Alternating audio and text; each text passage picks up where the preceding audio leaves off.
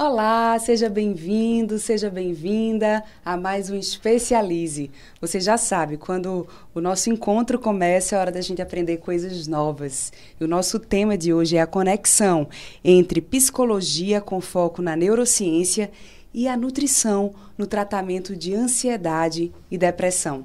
Para falar sobre esse tema, eu estou com duas convidadas aqui, muito especiais, mas antes de apresentá-las, eu tenho uma informação para compartilhar com vocês sobre esse tema. Na América Latina, o Brasil lidera na quantidade de pessoas depressivas e ansiosas no país.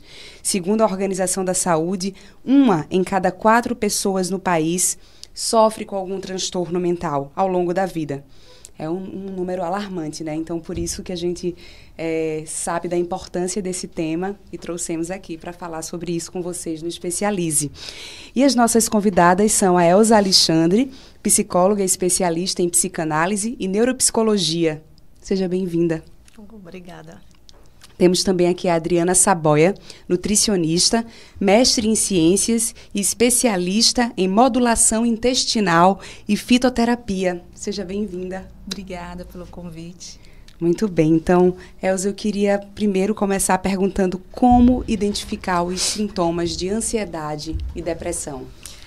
Olha, diariamente e constantemente a gente percebe o quê? O ansioso, ele pensa constantemente num futuro que talvez nem chegue, mas ele sempre está lá no futuro. Então, esse ansioso, ele tem tremores, tem sudorese, ok? Pensamentos repetitivos.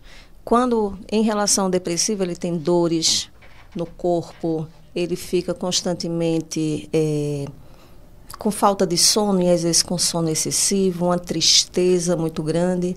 Então, esses transtornos, eles acometem as pessoas dessa forma. Então, se você pensar, se eu tenho constantemente, fico elétrico pensando constantemente no amanhã, eu não estou fazendo nada. Não é? Esse excesso de pensamento na minha cabeça também não me deixa viver da forma correta. A ansiedade dentro de um contexto natural, porque faz parte da gente, é legal. Ok? Ela é que nos limita o senso de perigo, ok? O medo, mas medo excessivo não tem sentido para a gente. Mas para o ansioso tem, ele vive constantemente assim. Não é? Então, pensar nessa questão desses transtornos é interessante porque ele nos limita. Tudo que passa a nos limitar, a gente tem que pensar efetivamente o que é que a gente vai fazer. E se a gente pensar aqui, Angélica, vamos pensar assim, nós estamos em 4 anos, não é? Pandemia, guerra que não é aqui, mas isso influencia, enchentes no sul, já tivemos enchente aqui no nosso estado também, então a gente está em constante alerta. Não é? O medo excessivo ou de morrer, o medo excessivo de perder alguma coisa, e ao mesmo tempo, às vezes isso não me... O que é que me resta? O que é que me sobra? Então, assim, às vezes o excesso de ansiedade também pode levar a uma depressão. E quando é que a tristeza, chama a atenção? Porque é normal ficar triste, né? Isso, faz parte das nossas emoções, né? A tristeza é uma emoção e que ela precisa ser vivenciada e curtida de uma certa forma. Mas quando ela passa a nos limitar, ok? Quando eu fico apático, que eu não tenho mais vontade de fazer nada, que a vida fica... como é que eu poderia chegar a dizer assim? Fica como se fosse sem sentido, ok? Eu não consigo desenvolver o que antes eu gostava, eu não consigo exercer atividades que eu gostaria de fazer, a vida passa a não ter mais sentido para mim. Então, esse excesso de tristeza, não é? Com a apatia e a falta de não querer fazer o que antes eu gostava, aí a gente tem que começar a pensar. O que é que está ocorrendo com essa pessoa? É muito comum pessoas que gostavam muito de praticar atividade física, de repente, né, por apresentar um transtorno de depressão, não gostar mais de fazer atividade física, não conseguir mais fazê-la. Apresentava uma alimentação super saudável, super equilibrada, e de repente, com essa mudança comportamental, ela começa a dar preferência a alimentos mais palatáveis, alimentos menos nutritivos, com menos densidade nutricional, ter ganho de peso corporal.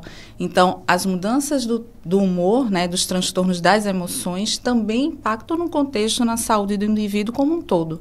Não não somente nas questões mentais, mas no seu cotidiano, dos seus relacionamentos. Tanto ansiosos quanto depressivos também acabam tendo comprometimento de relacionamento familiar, amoroso, no trabalho. Então, eles acabam, de fato, né, passando por um processo de sofrimento, né? Tem relação, os transtornos alimentares, existe a compulsão alimentar, né? Necessariamente, essa compulsão alimentar, ela aparece em decorrência de algum tipo de transtorno de ansiedade ou depressivo? Tem algum tipo de linkagem? Normalmente, os transtornos alimentares estão, sim, relacionados aos transtornos. Ele é um transtorno mental, na realidade, porque você vai ter ali, de fato, uma distorção com relação à sua relação com o alimento e com relação ao seu corpo. Então, existe aí, ele está dentro da classificação dos transtornos mentais. Então, a depressão, a ansiedade, os transtornos alimentares, o TEA, que é o transtorno do espectro autista, todos eles são transtornos mentais, entram nessa categoria. E eles têm relação entre si. No momento que eu tenho um transtorno mental, eu estou mais predisposto também a desenvolver outro. Então, ansiosos estão mais predispostos a ter depressão, depressivos a ter ansiedade e também transtornos alimentares. Então, isso, de fato, existe uma relação entre esses transtornos e uma possibilidade maior, de fato, de estar desenvolvendo ele. Então, é super importante, né? Você ter esse olhar atento aí à alimentação saudável para conseguir cuidar, faz parte do cuidado quando você precisa estar atento à saúde mental, por exemplo. Sim, até porque os transtornos alimentares, se a gente pensar aqui, né, eles podem ser desenvolvidos desde a infância, não é? Ou seja, coma isso, não coma aquilo, vai te deixar gordo. Então, isso aí tudo pode desencadear de ser um gatilho, pode, tá? Não é que irá ser. Então, é um tipo de transtorno que a gente precisa tomar muita atenção, principalmente do público feminino, e que ele tem aumentado bastante, não é? Porque esse modelo de corpo perfeito, de pele perfeita, você ser perfeito, não é? Então, não existe. E aí você tem, né, quando a gente pensa na questão dos transtornos, você ou pode comer em excesso, que seriam as compulsões, né? E também você pode comer e vir fazer outras questões aí de purgação para você não o alimento para você não é mais aquela questão do prazer, dependendo do que você tenha, né? Então, isso é meio complexo e que a gente também precisa ter esse cuidado. Que alimentos são esses? Perdão, pode continuar, depois eu... Na realidade, de fato, é uma distorção com relação a como você tem que se alimentar e o que traria benefícios para o seu corpo. Como bem a Elza falou, alimento não é só para a sobrevivência, né? Nós precisamos de alimentos para estarmos vivos. Para o nosso corpo funcionar, eu preciso de macronutrientes, micronutrientes, eles são essenciais para o funcionamento orgânico como um todo. Mas o alimento perpassa muito além disso, né? Nós temos também questões que são sociais, culturais, afetivas com esse alimento. Então, quando existe aí uma distorção nesse contexto, a gente pode ter, sim, um transtorno alimentar sendo desenvolvido nesses indivíduos, né? E aí pode ser a anorexia, pode ser a bulimia, isso vai depender, evidentemente, em que contexto você se encontra. Mas nós encontramos hoje um volume considerável de pessoas, sobretudo do público feminino, com transtorno alimentar. E que pode vir acompanhar também, né, de ansiedade e depressão. Com certeza. Sim. E existe algum alimento, nutriente, assim, essencial para as pessoas que estão enfrentando esse quadro de ansiedade, de depressão? Me chamou a atenção, fiquei curiosa aqui para... Excelente pergunta, Angélica. Hoje a gente tem na disseminação das redes sociais uma quantidade excessiva, né, de informações acerca de alimentação, nutrição, nutrientes, suplementos, e por vezes é visto como de uma maneira muito reducionista. A gente não tem que olhar a alimentação somente por um tipo de alimento que é bom para o cérebro, o tipo de suplemento que é bom para a depressão e ansiedade. A gente tem que olhar o contexto como um todo, porque nós somos seres complexos e individuais. Cada pessoa vai apresentar necessidades diferenciadas. Dentro de um contexto de ansiedade e depressão, a gente tem atenção sobre 3 pilares importantes. São eles: a gente dá suporte à produção dos neurotransmissores, serotonina, dopamina, que são neurotransmissores que fazem parte, né, do nosso organismo e que estão mediando aí as nossas emoções, e a atuação deles em pacientes com ansiedade ou com depressão é comprometido. Então, a nutrição ela tem como suporte a gente conseguir fornecer os nutrientes necessários para a produção desses neurotransmissores. E aí entra, obviamente, uma adequada proporção de carboidratos, proteínas, boas gorduras, vitaminas e minerais. Alimentos in natura, naturais, vindos da natureza. Evitar o consumo excessivo de alimentos industrializados. Esses alimentos têm baixíssima densidade nutricional, apresentam uma quantidade excessiva de conservantes, corantes, conservantes. Então, esses tipos de substâncias não nos nutrem. Na realidade, eles estão entrando ali como substâncias que não fazem parte da natureza e trazem malefícios para o nosso corpo. Outro contexto que a gente considera também na nutrição é nós darmos suporte ao estresse oxidativo. Então, pacientes que têm ansiedade e depressão, eles têm um processo de neuroinflamação, então a inflamação cerebral, como também nós encontramos uma associação também com distúrbios metabólicos. Então, naturalmente, pacientes que apresentam depressão, ansiedade ou outros tipos de transtornos mentais acabam conduzindo também a uma desordem metabólica. E aí vem associado o excesso de consumo de alimentos, a obesidade, a diabetes, as doenças cardiovasculares. Então, há uma associação bidirecional entre o contexto metabólico do nosso corpo e também o funcionamento cerebral. Então, a gente tem que olhar o paciente como um todo. A alimentação, ela vem como um dos parâmetros que a gente tem que trabalhar. E, obviamente, é um contexto muito mais complexo. Não é só a nutrição que vai resolver um problema de transtorno mental. Ela não vai ser uma solução. Está tudo linkado, né? Ela não é uma solução exclusiva. Então, eu vou fazer essa dieta, eu não vou ter depressão. Não funciona dessa maneira. Ela vem como adjuvante, junto com a psicoterapia, junto com intervenções medicamentosas que podem ser necessárias a esses pacientes, porque eles estão no estado de sofrimento e vão necessitar muitas vezes de medicações para conseguir controlar aquele momento. E aí vem a psicologia para ajudar ele a lidar com os contextos, né, Elza, que estão conduzindo a ele ter os gatilhos para que ele possa estar tendo aquele transtorno, e a nutrição como um suporte importante para a gente mediar esse processo de inflamação crônica que a gente vai encontrar nesse paciente e todos os nutrientes também para fornecer um bom funcionamento aí de neurotransmissores também para a atuação adequada no cérebro. Perfeito. Elza, como a neurociência pode ajudar nesse processo? Explica para quem está ouvindo ou assistindo a gente agora, neurociência, como assim? Tô aqui ouvindo essa entrevista, tô com um quadro de ansiedade, tô com um quadro de depressão, quero buscar ajuda. Conta pra gente como é que funciona. Bem, como a Adriana falou, não é? É uma complexidade, né? A neurociência, ela estuda o quê? A parte fisiológica, a parte anatômica, fisiológica de todo o contexto cerebral, ok? Então, a partir desses estudos, sejam de imagens ou até de neurotransmissores também, né? Você consegue identificar o que é que está efetivamente ali ocasionando ou uma falha no processo, ou a diminuição de neurotransmissores, e aí, a partir disso aí, a neurociência consegue dar suporte para as outras terapias, sejam terapias nutricionais, sejam terapias psicológicas. Perfeito. Para quem está passando por um momento desse, que está assistindo, qual o primeiro passo? Estou identificando que estou num processo de ansiedade, num processo que eu acho que é uma depressão. Muita gente, às vezes, não procura, né, o atendimento de imediato, mas já identificou algo ali diferente na rotina. Sabe que tem alguma coisa errada, ou está se alimentando de muito doce, ou está com a compulsão alimentar, acaba que está tudo interligado. Qual o primeiro passo que essa pessoa deve fazer? Eu acho que o primeiro passo seria procurar profissionais adequados, ok? No meu caso, seria o quê? A psicoterapia.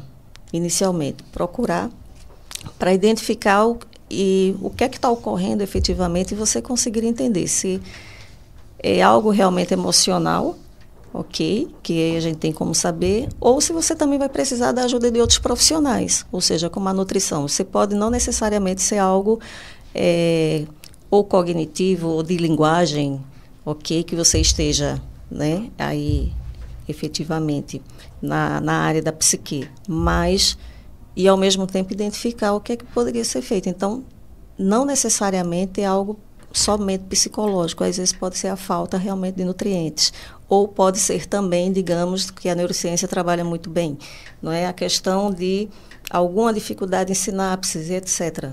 Então, você precisa identificar. Agora, inicialmente, eu acho que a psicoterapia é para você identificar o que é que você quer, o que é que está te levando a esse processo de ansiedade, esse processo depressivo. E, a partir daí, esse profissional também pode te indicar aí procurar outros profissionais para que você fique dentro da melhor forma possível, né? Convivendo com você e com os outros. Porque a maior dificuldade da gente, sabe, Angélica, é identificar nossas emoções. Nós não sabemos lidar com elas. Às vezes a gente quer o quê? Por retirar da gente. Não é? Então, a gente precisa entender o que é que está ocorrendo. Eu preciso aceitar, no sentido de que eu tenho essa emoção e como é que eu vou lidar com ela. Que ela não precisa me dominar. Mas sim que eu preciso compreendê-la, conviver e, a partir daí, criar novos circuitos de entendimento de vida e de tudo. Perfeito. E com a psicoterapia, esse entendimento, o profissional, né, de psicologia vai identificar de fato os sinais que você, os sintomas que você apresenta de ansiedade e depressão e a partir daí redirecionar. O psiquiatra pode ser um profissional também que tenha que fazer uma intervenção nesses casos, o uso de medicamentos em determinados momentos é importante, mas não pode ser uma muleta para esse paciente a vida inteira. A ideia é que esse paciente possa se tratar, entender, compreender, saber lidar melhor com as suas emoções e, a partir daí, ele conseguir ter a remissão desse transtorno e conseguir ter uma vida, né, social, uma vida familiar novamente estruturada, né? Porque realmente é um cenário de muito sofrimento. Muito sofrimento. E, obviamente, procurar profissionais também que auxiliem no processo, como nutricionista, para poder adequar, né? A grande maioria dos pacientes que apresentam ansiedade e depressão, eles normalmente acabam conduzindo a excesso de peso corporal também. O nosso cérebro, ele procura recompensas o tempo inteiro. Então, se eu estou num estado ansioso, se eu estou num estado depressivo e vou estar com essa modulação de humor, né, prejudicada, ele vai procurar que momento vai ser para mim de felicidade? Onde é que eu vou ter esse bem-estar novamente? E muitas vezes esse bem-estar está associado à alimentação. Porque, como eu falei, a alimentação também tem uma relação afetiva conosco. Então, por exemplo, você vai estar extremamente feliz comendo um prato de salada com alface, agrião, tomate, pepino, ou você vai estar extremamente feliz comendo pizza com a sua família no fim de semana. E seu cérebro é condicionado. Então, ele vai entender que eu vou conseguir uma recompensa consumindo um alimento extremamente palatável, porque já está lá na minha memória afetiva aquela informação. Por isso que, normalmente, esses pacientes acabam conduzindo a ter um comer desordenado, a preferir alimentos industrializados, palatáveis, muito açúcar, muito sal, muita gordura. Não é porque ele quer ser assim, é porque aquele momento dele está conduzindo a esse comportamento. Por isso que é importante que um profissional de nutrição também acompanhe esse paciente para que possa orientar estratégias, métodos que possam auxiliar ele passar por esse processo. Não na expectativa de que da noite para o dia ele vai mudar esse hábito, mas como ele vai construir novamente um hábito alimentar adequado, saudável e que forneça os nutrientes necessários para o seu organismo. E como os profissionais de nutrição estão se preparando, né, para lidar com essa abordagem?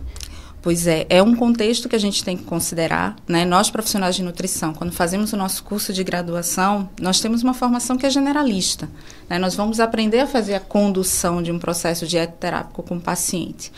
Porém, quando nós vamos fazer a nossa prática clínica, a gente normalmente vai escolher ali uma área que a gente vai se sentir mais confortável, que nós gostemos mais de estudar.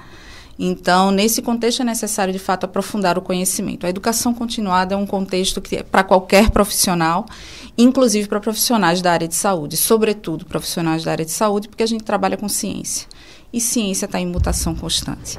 Todo momento aparecem informações novas. Com a nutrição, isso acontece corriqueiramente, né? O que antes era considerado bom para o nosso organismo, amanhã pode não ser. O que antes era um vilão, agora pode ser considerado um alimento adequado, saudável, importante para o nosso corpo. Então, a procura pela educação continuada, cursos de pós-graduação, contato com profissionais que já têm experiência nessa área, que possam trazer a sua prática clínica, é essencial. Então, eu diria aí que procurar cursos de pós-graduação, cursos de formação é extremamente importante, porque também temos a oportunidade de ter uma troca com esses profissionais que já têm mais experiência e, consequentemente, já aplicaram na prática clínica a abordagem para a melhoria da ansiedade e da depressão, e dessa forma é uma troca muito rica, né? E a gente consegue aí, por essa troca de conhecimento, conseguirmos ter uma atuação mais assertiva com os pacientes. Adriana, você falando aí dessa questão afetiva, né, dos alimentos, me veio na cabeça que ao mesmo tempo que você quer suprir toda essa necessidade, né, dar essa sensação de prazer, a culpa também vem junto depois. Dependendo do estágio que você esteja, porque eu comi, eu não devia ter comido, não é? Eu vou ficar pior do que eu estava. Sim. Aí, o que é que realmente esse alimento está representando para esse indivíduo? Então, a gente entender nesse momento, quando ele está nesse modelo, a comida não é mais comida, mas sim, o alimento, o afeto, né? Existem outros afetos por trás, e que é isso que a gente precisa, dentro da psicoterapia, entender o que é que leva o indivíduo, quando vai suprir suas necessidades em cima da comida, o que é que ela está representando aí. É verdade, e a gente precisa estar bem, né? O corpo da gente é o nosso templo, a mente faz parte. Não adianta a gente só cuidar da mente e não cuidar do corpo. A gente tem que cuidar desse templo sagrado, né? Que é o nosso ser, para a gente conseguir se especializar, se dar bem na nossa vida pessoal, profissional. Senão, não adianta, né? Não, com certeza absoluta, né? Está tudo realmente interligado. Não tem como a gente dissociar o ser humano em fragmentos. Ele é um todo. E esse todo tem que ser visto, e aí existem profissionais para atuar de forma multidisciplinar. A gente também tem questões que estão relacionadas a essa abordagem muito especializada e não integrativa, né? Então, a gente integrar o conhecimento de vários profissionais e eles trabalharem em conjunto em prol de trazer resultados positivos no tratamento desses pacientes e haver uma melhoria no contexto geral de vida dele. E a gente falou muito aqui de psicoterapia, de nutrição, a atuação do psiquiatra, mas também tem outras questões que a gente tem que considerar, como a atividade física, sobre o manejo do estresse, você procurar formas alternativas também de conseguir manejar esse estresse, também entra num contexto de saúde geral. Né? Ver esse indivíduo como um ser biopsicossocial, não é? Então, ver ele enquanto biologia, ver ele enquanto ser que está no meio, o meio ambiente também atuando, a sociedade, como é que ele convive. Então, isso a gente precisa ter essa compreensão, não é? E realmente estava sendo muito dicotomizado, não é? O ser humano era visto como cérebro, como estômago, como mente, não é? Mas hoje, cada vez mais, a gente precisa voltar e entender que estamos integrados à natureza, que às vezes a gente esquece também que, né? Tudo integrado, e que a gente precisa efetivamente compreender o ser humano como um todo. Ou seja, eu estou cuidando realmente da parte mental dele, que é a função da psicologia, ok? Trabalhar a mente, comportamento, mas ao mesmo tempo, o que é que está levando esse comportamento? É algo biológico? É algo social? Então, perceba aí que é muito interessante a gente passar e voltar, né, a nos vermos como um ser biopsicossocial e fazendo parte da natureza também. Muito bem. Professora, obrigada, Elza, Adriana. Foi muito bom essa conversa. Espero que você também, que nos acompanhou, que está nos ouvindo, que está assistindo esse videocast, tenha aproveitado para aprender mais e ficar atento, né? E cuidar do seu corpo, que é o seu templo. Vocês podem agora se dirigir a quem está acompanhando esse bate-papo para agradecer. Não é isso, né? Você está atento às suas emoções, está atento ao contexto geral da sua vida e sim observar qualquer questão que esteja comprometendo as suas relações, comprometendo o seu bem-estar, procure ajuda. Isso é o mais importante, né? Identificar os fatores que estão conduzindo você a esse comportamento, a desenvolver esse transtorno. E eu diria, né, só complementando o que a Adriana falou, é estarmos no presente, passar a termos atenção plena em nós. Entendeu? Não fiquemos no passado nem no futuro excessivo, mas o estar no presente é estarmos aqui, não é?